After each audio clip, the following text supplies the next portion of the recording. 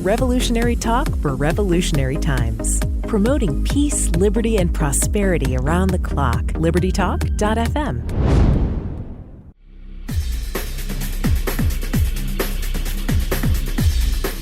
Welcome to Living the Solution with Dr. Elena George. Today we have an important show, one I'm looking forward to because I think it's quite timely. I've seen an increase of patients in my practice who have serious medical problems, and one of the things that I've noticed is that cancer seems to be on the rise, and it's a disease, no matter what type it is, it can be devastating, not only emotionally, but financially.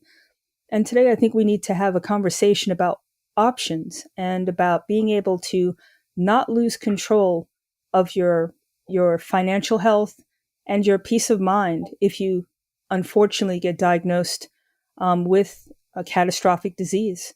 And today we're going to speak with somebody who can speak to this personally and who not only has become a victor in this, but also has put together a blog and information that can help other people. So I really applaud him because people tend to go underground and maybe they learn things, they don't share it, but that's not the case with my guest, Mr. Gregory Ciola. And he is just, I think, a survivor and an amazing person. He's published a wide range of health information since the year 2000. He's written numerous books and was the publisher of a powerful cutting-edge health newsletter for 18 years called CRUSADOR. He's also been actively involved in the nutritional supplement industry most of his life. He's now the lead minister and founder of Crossing Jordan Ministries that covers a wide range of health and biblical truth. So he has a wide knowledge, and I think we're going to learn a lot today. And Mr. Ciola, I want to thank you so much for joining me. I'm looking forward to our conversation. So am I. I'm very appreciative of you having me on the show, Dr. Elena George. Thank you so much. Oh, it's an absolute honor. My producer delves deep when she finds a person like yourself who just ignites her spirit. It's easy, and I'm glad she found you. Now, I know that you've come to this topic from a personal standpoint. How did you, the supplement industry is pretty broad, but the fact that you actually overcame the healthcare industry and actually are sitting here able to talk and thrive, I'd love for our listeners to kind of learn a little bit more about how you came to this. Well, I actually, my dad owned a health food store in New York when I was younger. It was one of the first health food stores in upstate New York. And then we moved to Florida in 1987 and we got into sports nutrition.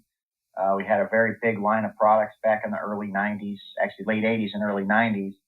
And then a lot of things happened with that business, and I felt more compelled to get into nutrition from a health standpoint.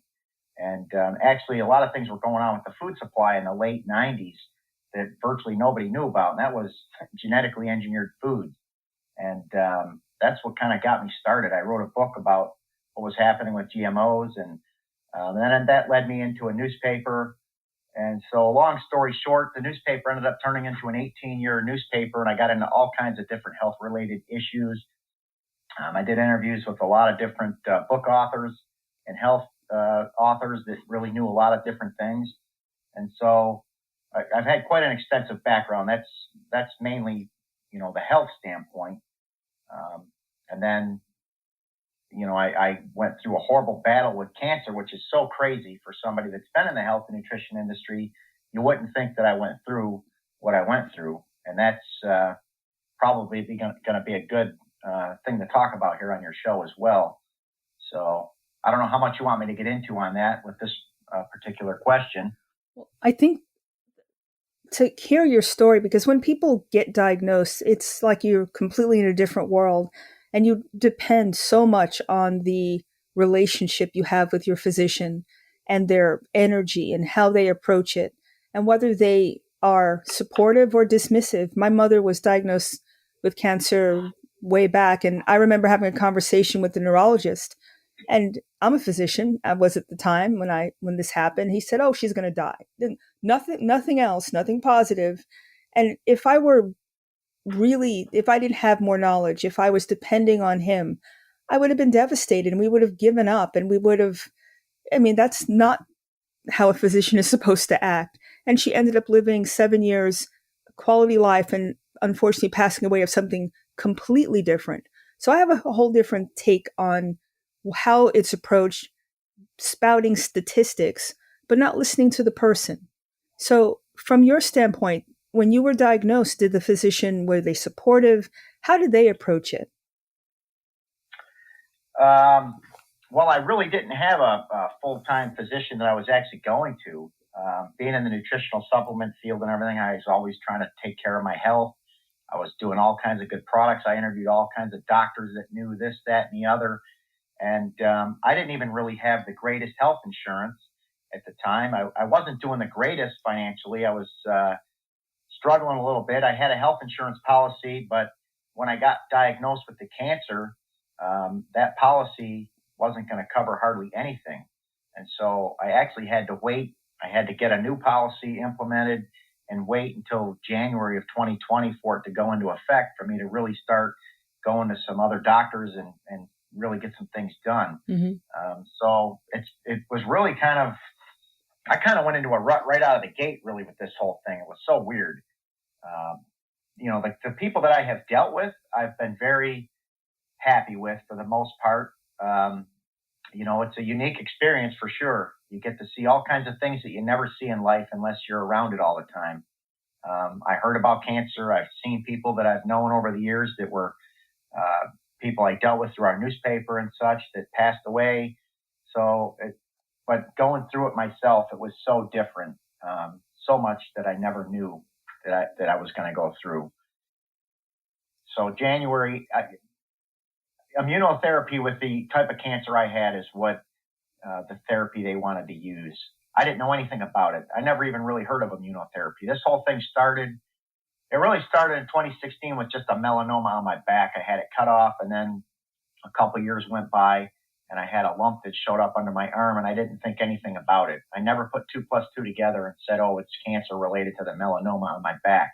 And so I let almost a whole nother year go by. That's what really caused me problems. Thank God I'm still here. My actual uncle died in 2011 from melanoma. He was up in upstate New York, very well off with the teachers union up there. He was a pretty well-known guy. And I still never really connected all that he went through and connected it to what I've been battling. So it was quite an ordeal. The only thing that happened when I did finally find out, I had to get a biopsy. They tested this tumor that was under my arm, and they said, you have metastatic melanoma. And once that happened, that's when I kind of went into freak mode. I didn't know what was going to happen at that point.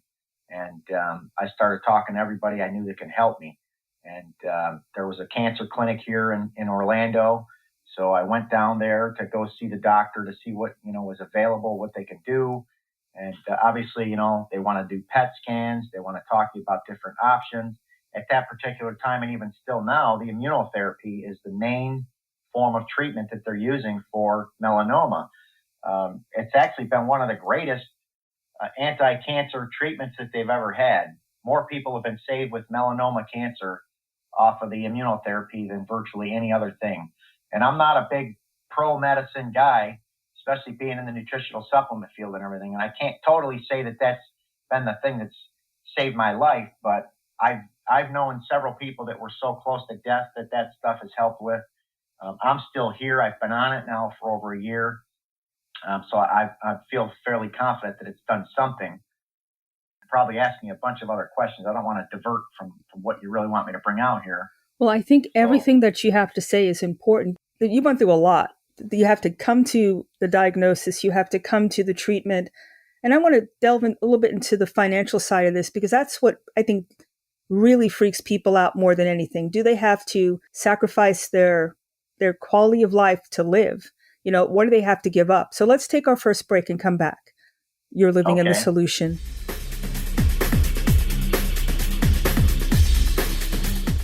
Welcome back to Living the Solution. We're speaking with Mr. Gregory Ciola, and he is very knowledgeable about the supplement industry and also, as a survivor of cancer, how to navigate the system.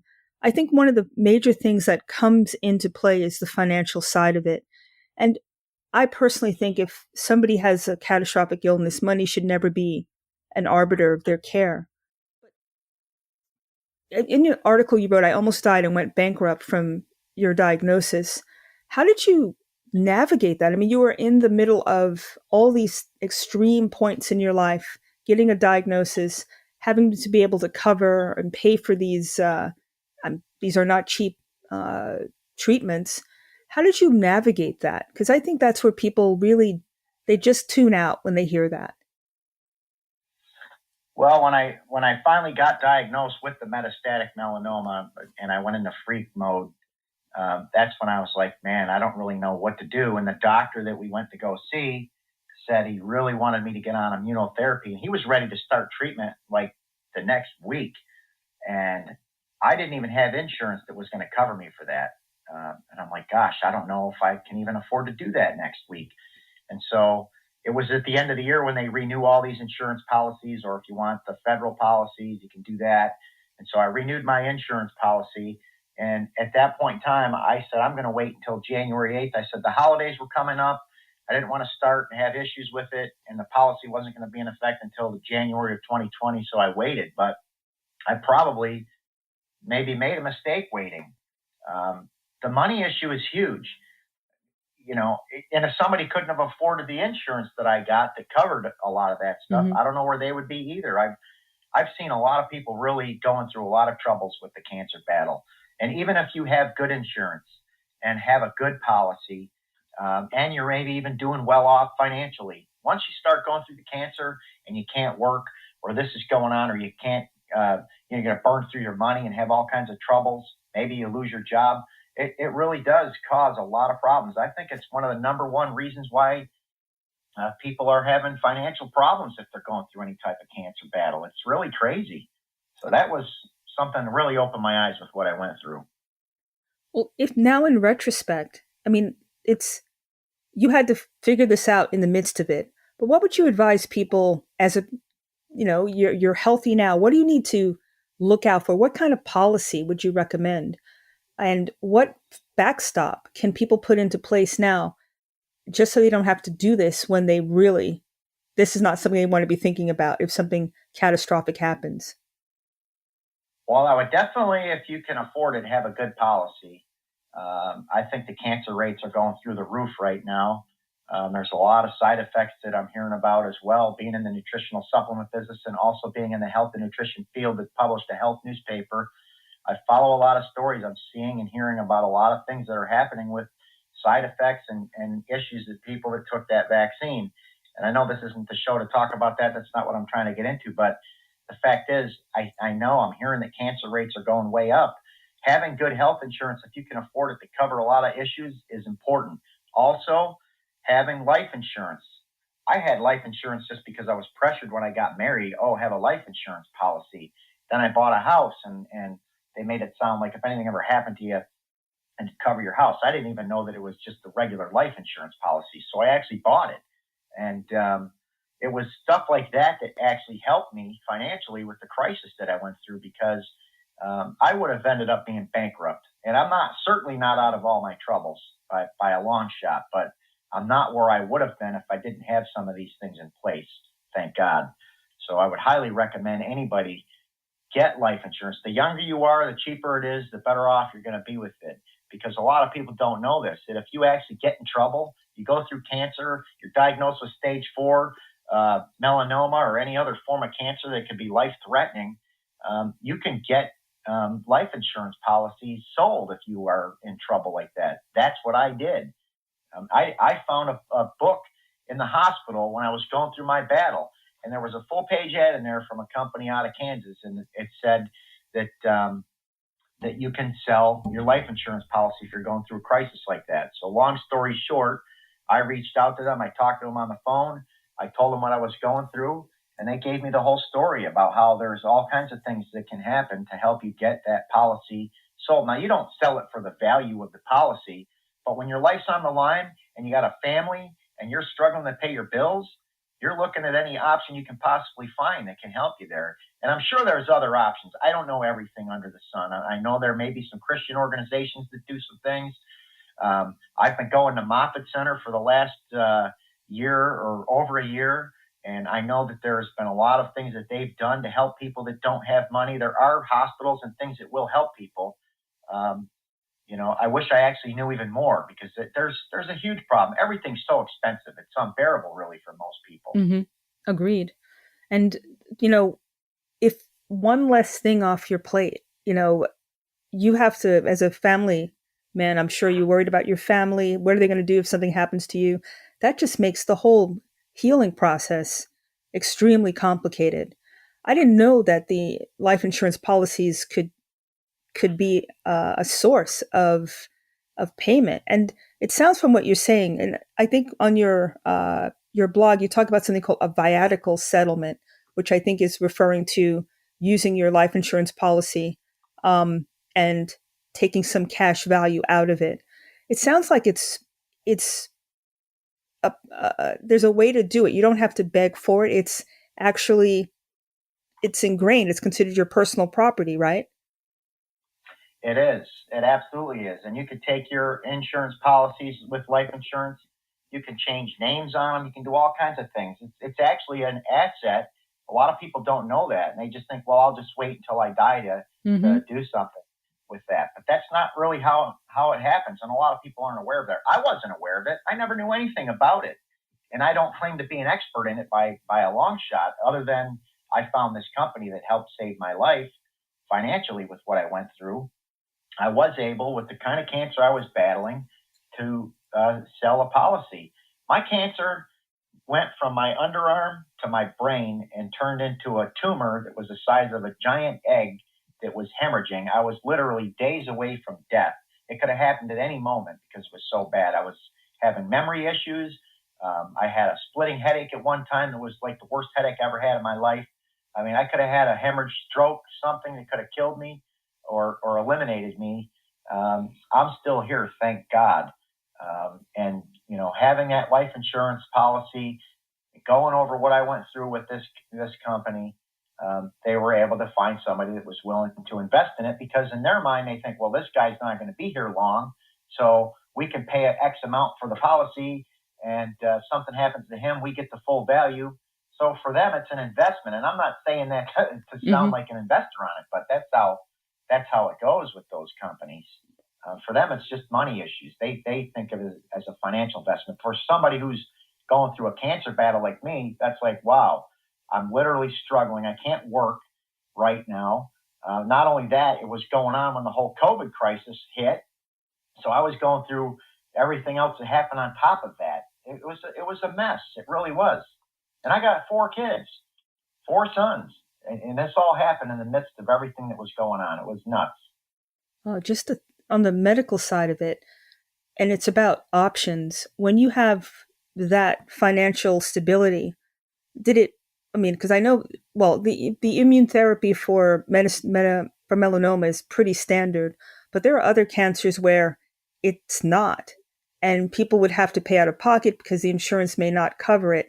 I can imagine the freedom that someone would have if they cashed in this type of policy.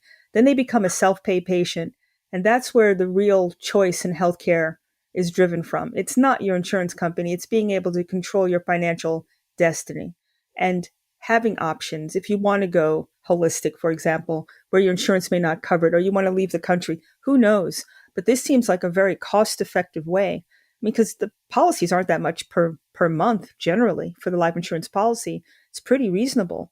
And if you don't have to wait, there's a waiting time, I'm sure, like a few months before it kicks in.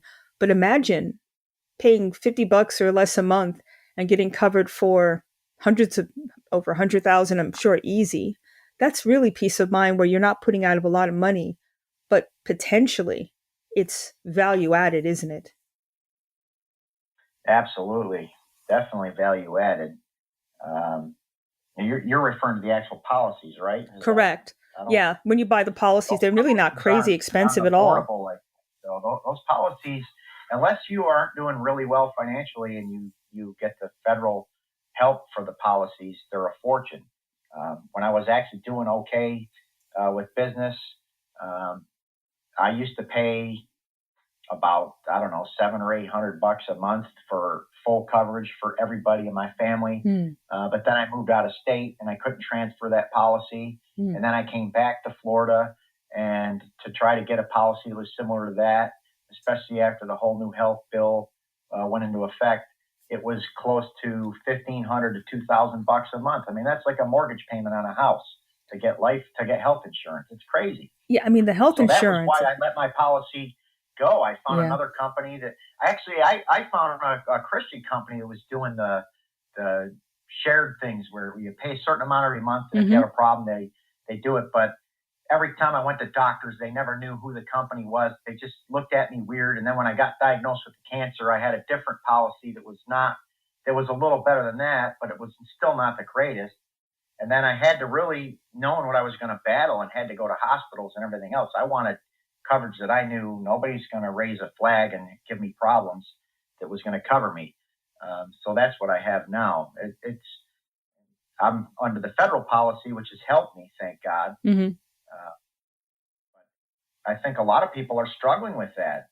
You know, if you're poor and you get health insurance, they'll cover you and you don't have to pay a fortune. But if you do anything, and you don't even have to be wealthy, but I mean, you're making $100,000 a year, your policy is going to cost you probably, if you have a family, you're going to end up paying $1,500 to $2,000 a month. It's crazy. Easy. And how much these policies have gone to. That's not even talking about out of pocket. So deductibles and co-insurance add up on top of that. So you're just talking about the premiums. Yeah.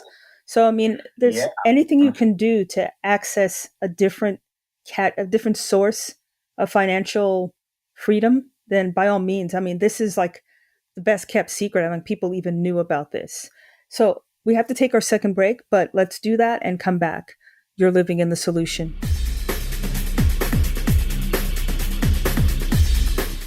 Welcome back to Living Solution. We're speaking with Mr. Gregory Ciola.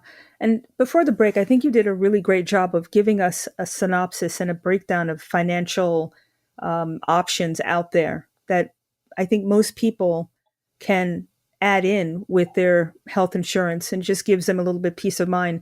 I would also add in something like AFLAC, which is these indemnity policies where you can get coverage for a specific ailment like heart disease, stroke, cancer. And there are little riders that you can add on to the policy. And it's no questions. If you get a diagnosis, they just pay you, give you a check to cover whatever that disease process is. So $250,000, whatever the coverage is for a diagnosis. That's a little pearl that people don't know about. They think about, AFLAC being injuries, right? But it's also about disease as well. Now, I know we talked about the financial side, but let's talk about what the body, I mean, you know supplements. So what do people need to do to stay healthy? I've been a big proponent of not being acidic because being acidic causes inflammation, and it's just this domino effect. Inflammation drives disease. And I know that you've written about alkaline versus acid and how important that is for your system. I wanted to go into the natural side of this now.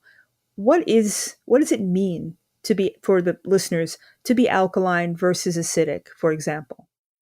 Well, definitely eating as good as you can, but also one of the biggest things I know with pH balance in the body is minerals. Mineral deficiencies are linked to so many different diseases. I spent a lot of time with that off of my newspaper, just about everything that's going on, whether it's with diabetes or a lot of the cancers, heart disease. There's vitamins and mineral deficiencies, minerals actually being the most important than anything. A lot of people hear about pH, and I've seen this on different TV shows and stuff, and they try to put it down and they say, well, pH has nothing to do with your health. You can't control it, you can't regulate it.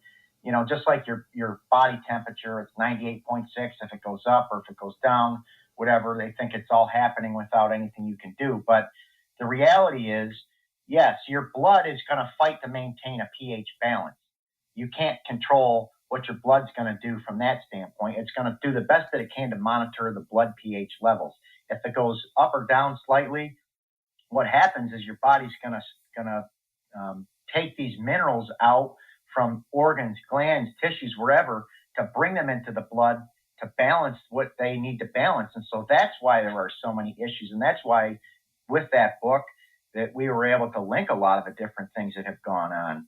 A lot of the joint degenerations and things like that. It's because over the years, your body's sucking up all the calcium, all the magnesium, all the different electrolytes and minerals from your bones and your different organs and glands, because that's what it needs to bring into the blood to balance your acid diet. Look at, how many people are surviving on soda. It's an acid beverage. Okay. So you can drink it and think it's okay, but you drink it every day. Guess what? You're actually causing an acid overrun in your body. It may not show up in your blood because it doesn't necessarily show up in the blood off the bat, but your body's going to show up with mineral deficiencies. And then what happens? Diabetes, type 2 diabetes or pre-diabetes can be a problem. A lot of things can be a problem. So we covered a lot of that in that book. I wasn't the main guy that wrote everything in that book. The doctor guy that I worked with for a number of years actually passed away a couple of years ago. It was horrible. And he didn't die from something that I ever expected. But the long story short, he was one of the smartest guys I've ever dealt with. He had great information, and it's been a long battle with pH for a lot of years. People need to wake up and understand that. Talking about it from a biblical standpoint, which you mentioned, God formed Adam from the dust of the ground. The dust is all the minerals. If you properly translate that and understand what came from that, it's all the minerals that made the body. So you take water and minerals and air, breathe into Adam's breath of life, and he comes to life.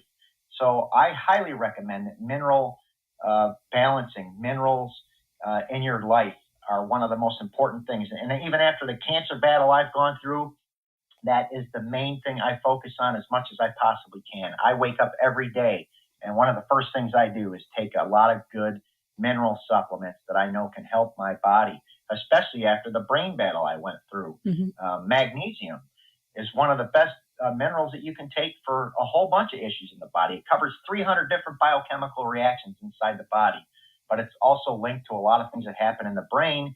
And with what I went through with my cancer battle, I started increasing my magnesium doses and into high amounts, and it has helped me substantially with what I was going through. So there's a lot there with this pH issue for sure. Oh, for sure. And now the fact that you are so knowledgeable about supplements, it's like a black hole, right? There's no, how can I put it? They put a lot of stuff on the market, but it's not all created equally. So from a consumer standpoint, one, what do you need to look for? I mean, I'm not doing anything from one of these pharmacies and their brand name stuff. I think that's probably not the best choice. But is there a difference? Should you be looking for a specific, like a GMP or some sort of standard that supplement has gone up and above what the baseline is? That's a good question, and I don't have the easiest answer, and I certainly don't claim to be the expert on every single thing that's going on because this industry's gotten so big, mm-hmm. and there are a lot of companies out there, but and the GMP doesn't necessarily mean anything. The dietary supplement industry is pretty much as regulated as the pharmaceutical industry. I know the pharmaceutical companies try to badger the nutritional supplement companies sometimes, but the fact is, a lot of these companies have been purchased and taken over by the pharmaceutical companies. For a lot of them, it's just for the money. There were a lot of smaller companies that really went extreme with a lot of good products. But like for minerals, for example, you want things that you're going to put into your body that are going to work the best at the levels they need to work, that are going to get through the stomach, get into the blood, get into the cells, and be utilized. There's a lot of different companies out there. You almost have to do your own research or look for good articles that are written. I don't claim to be the article expert. There's some good companies. Life Extension is a really good company that's down here in Florida that I've read their magazine. I get their paper. There's a lot of good information that comes out of what they teach, and they put out some great products. Those are the kind of things I would do. Do the right research, find the right products. So like for minerals, for example, there's a company out of Utah called Albion Labs. They've been around, I believe, for like 55 or 60 years. They're one of the oldest companies in the business. But the big thing that separates them is they've actually created minerals that are bonded to an amino acid. And the amino acids, that's what happens when you eat food. Your body breaks your food down to an amino acid, gets into the blood, and the cells take the amino acid in as food source that it uses. And so if you can bond an amino acid to a mineral, that mineral goes into the blood, bonded to an amino, and gets taken into the cells and gets utilized, where a lot of minerals are going to have a lower absorption rate if you don't get the right ones. It's not that they don't all work, but the better ones that like that are ones that are going to do the job that they can do. So that's one angle there with the minerals. There's a lot more I could probably say on that. Is there any benefit to a capsule versus liquid? Liquids, if they're done properly, certainly can get into the system faster. A lot of capsules, though, done properly, a lot of people don't like doing the liquids all the time, especially if you're traveling or you have to take an ounce or two and take it that way. But liquids are very good. I'm a big fan of liquids. I don't know that one over another is better or not better. Mm-hmm. It really depends on the actual sources that are in those products. We talked a bit about pH, and I'm going to delve more in the last segment, but I want to get started with it. I mean, the pH is so key, isn't it? Important for absorption. It's important to detoxify. It has so many different, it needs to be in the proper range so the function of the body works. Am I correct? So if you're really acidic, does that inhibit, for example, your ability to detox? Does it set your cells up to die earlier? What's the fallout? Because people, I don't think they really understand how important it is to have a balanced pH, because everything runs on that, in that how can I put it? The boundaries of that. Yeah, it does. It absolutely is important. I wish that a lot of people in the medical establishment would actually wake up and address it. It may not be the exact cause in every single disease, but certainly there's a link to it in a lot of different problems. You could tell with pH imbalance what's going on. I mean, some people you can tell just looking at their tongues. They have a lot of white that gets built up on their tongues. Yes, toxicity comes with it. Our food supply, that's a whole nother show we could do. I mean, we're exposed to more toxins and more poisons than any other nation or people in the history of the world. Everything's got contaminants in it, whether it's our water, our food, our air, you name it. And so what is that doing to people over the long term? It's causing problems. And so when you add on a bad diet that's with genetically engineered foods, pesticides sprayed on it, drinking water that's got 200 different chemicals in it, and your pH balance off, you're deficient in minerals, you're deficient in vitamins, you're not taking good herbs and products to take, what's going to happen to the body? It's going to break down. And so, but very few people in the medical system will talk about any of this. What they're doing is not wrong, but they're not merging the two together, which they really should do. Most medical doctors, they don't even take any nutritional courses when they're in college. I'm not here to badger anyone. There's a lot of great doctors. I got saved by doctors, but these questions are certainly important. What we're talking about is important. And again, I don't claim to be the expert on any of this, but I see that this is a problem. I've done a lot of research on it. And I looked up Antoine Béchamp, who's an amazing guy who got onto a lot of different things where microbes inside the body were regulated or controlled by things that were happening versus just trying to kill them all. Mm-hmm. All these things are important. So the more people do their own research, better chance they're going to have. And that's what people really need to do. Hopefully people listen to this program at least would be inspired to go do more research. Find out. Don't just listen to people all the time. Try to do your own research and become an expert at it as well. There's a lot of books, and a lot of people out there that teach on these subjects. I couldn't agree more. And we're going to take our last break, but that's what I want to empower people to do. If you can read, if you can concentrate still for a couple hours and really start this process, you won't want to stop, because it gives you so much ammunition, so many choices. Instead of people telling you what to do, you can make your own conscious choices. That's, I think, the first part, the most important part of being for a doctor, for us, but also for the patient. So let's take our last break. You're living in the solution. Welcome back to Living Solution. We're speaking with Mr. Ciola. And how can people read your what you've written, your blogs? Is there a website they can go to? I don't have a lot of stories like I had up before. The main site that I have where they can learn more about what we talked about in the beginning of the show, I have a ministry called Crossing Jordan. They can go to crossingjordan.com.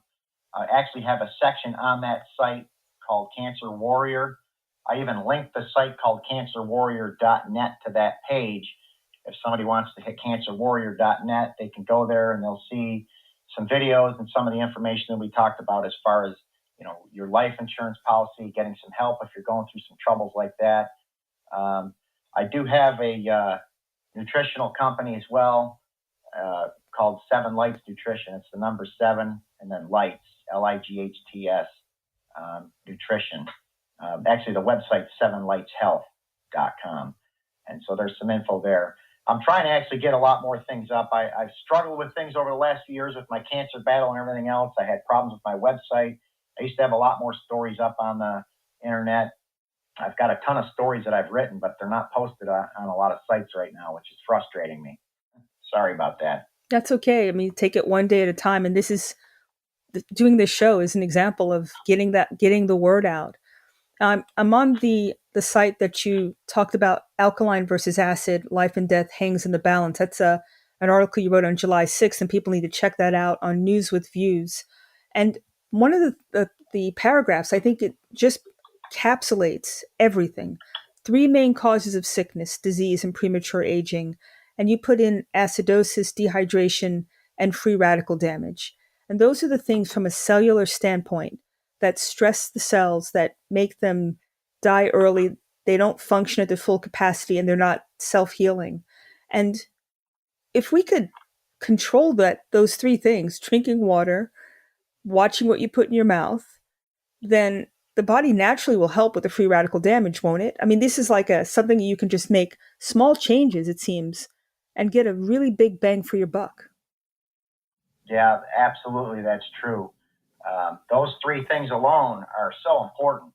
And if you talk to anybody that's going through any health challenges, you'll probably find that they're dealing with all 3 of those, or at least one of them or 2 of them. You never really know. But I mean, we're talking about the acidosis. If somebody's diagnosed with cancer, ask them how they've been living, how they've been eating, what they're doing. Are they exercising? What kind of nutrition have they been taking? And you're going to find out that most of them have probably done a lot of things that aren't good. Mm-hmm. Just that's the way it goes. A lot of times you can get away with it for a number of years. But I did stories years ago where they did tests on cats and things like that. And, and they fed cats a certain way. I don't have the story in front of me to remember exactly all the details. But each generation died sooner and got sicker. So they've been able to get away with a lot of this, but now people younger and younger and younger are going through a lot more than what people went through 50 years ago or 75 years ago, because we're the offspring of people that started using it, and now we're being more affected by it. They don't run studies on all this stuff. They just put it out there. It's crazy what's going on. I do believe that we should do the best we can to try to take care of our lives. That's a biblical angle. God says he gave us all the herb-bearing seeds, the fruits of the trees. There's all kinds of things that come from nature that we should be doing. And that's what can help people change their lives. Water, hydration. How many people are living on sodas or fruit drinks or different things that aren't really giving you the right stuff to put into your body to keep you hydrated? You're getting dehydrated, or you're getting overloaded with sugar. Or, well, if you don't want the sugar, you can drink all the diet soda that's loaded with aspartame, which is a toxic chemical. Over 92 horrible side effects. This stuff should be pulled from the market, but it's not. It's crazy what's going on. You can't even buy gum anymore that doesn't have aspartame in it. That's true. And they've managed to put in gum it's not even sugar-free gum. It's in regular gum as well. So it's just like the food industry seems to be completely oblivious to health risks. I mean, even go down to the farming industry, right? The cows used to eat grass. Now they're eating all sorts of GMO grain. What they eat is what we take in as well. So we have to be really mindful of, just because it's cheap or just because it's in the supermarket doesn't make it good for us to eat. And maybe we need to be a little bit more discerning about what we're putting in our body. Who knows what's going on in the fast food industry? I remember a movie that came out with a guy who was just eating McDonald's every day, and he went from being healthy to being completely ill. That's a cautionary tale. I mean, he left it in his car and it shrunk down, but no fungus grew on it. That can't be food if it just becomes a smaller mini version of itself. I mean, if you think about it, and it's not cheap either anymore. So maybe people need to take a step back. And I think God made an amazing system. This is a system that can withstand all sorts of insults. Imagine living to 80, eating all this crap. Your body's actually pretty good. But it's time for us to actually start helping it. And, you talked about acidosis, and movement. The whole system is built so that you can dump waste into your lymphatic system, into your tissues. But if you start eating properly, you start exercising, you start mobilizing all this junk, the body will get rid of it, won't it? Yes, but it does need help in a lot of cases. I've done different stories and research over the years. The digestive system is very, very connected to everything with the human body.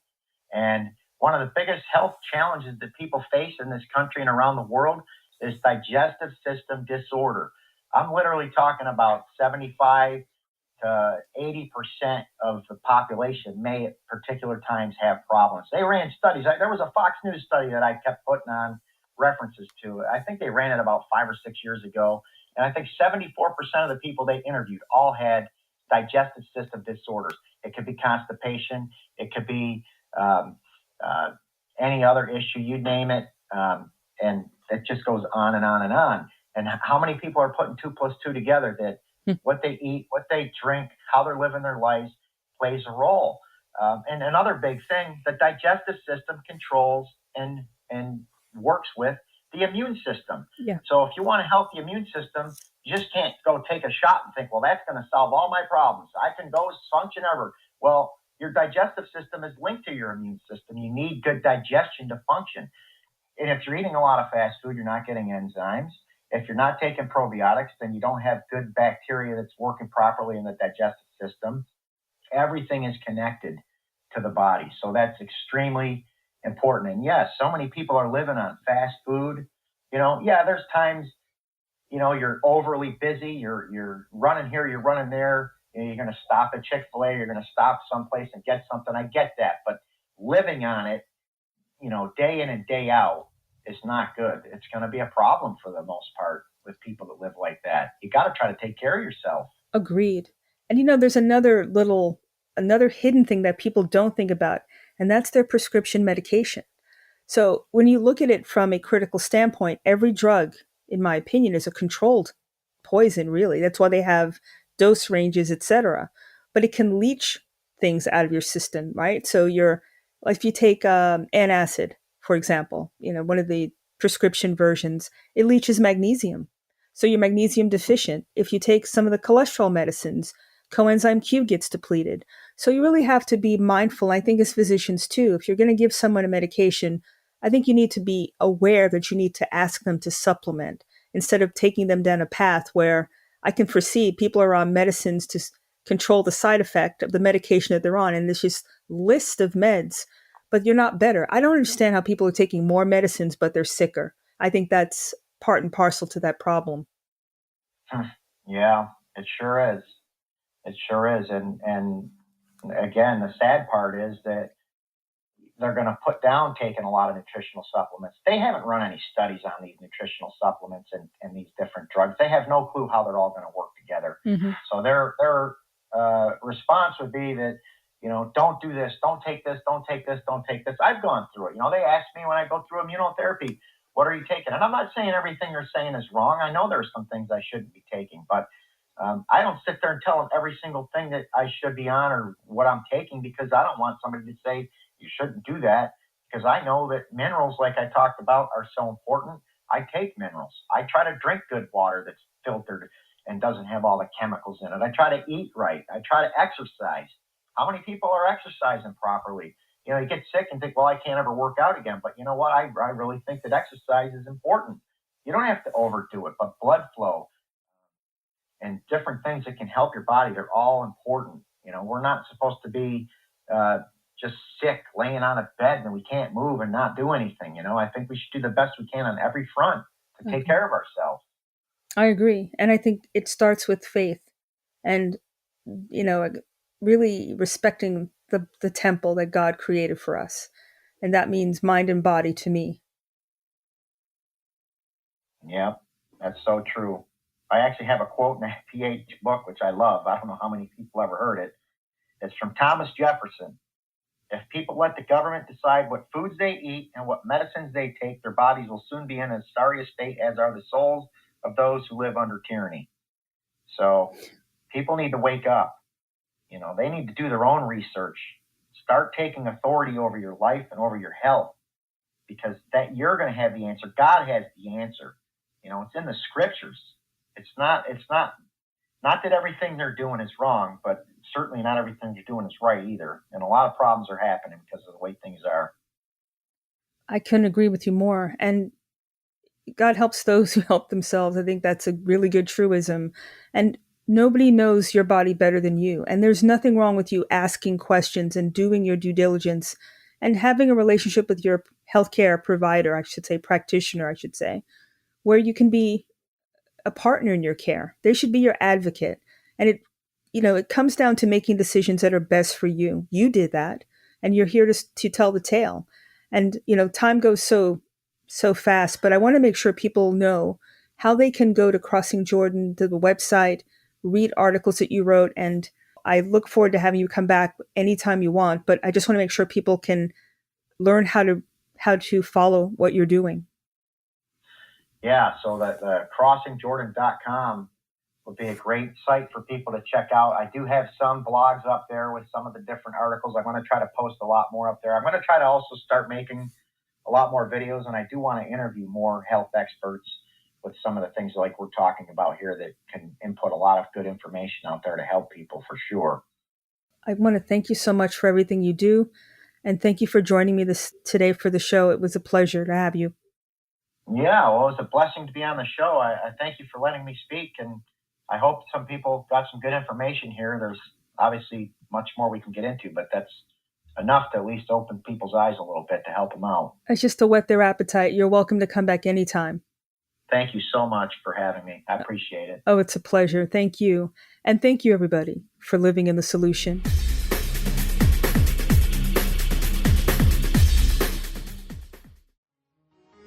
Revolutionary talk for revolutionary times. Liberty Talk FM.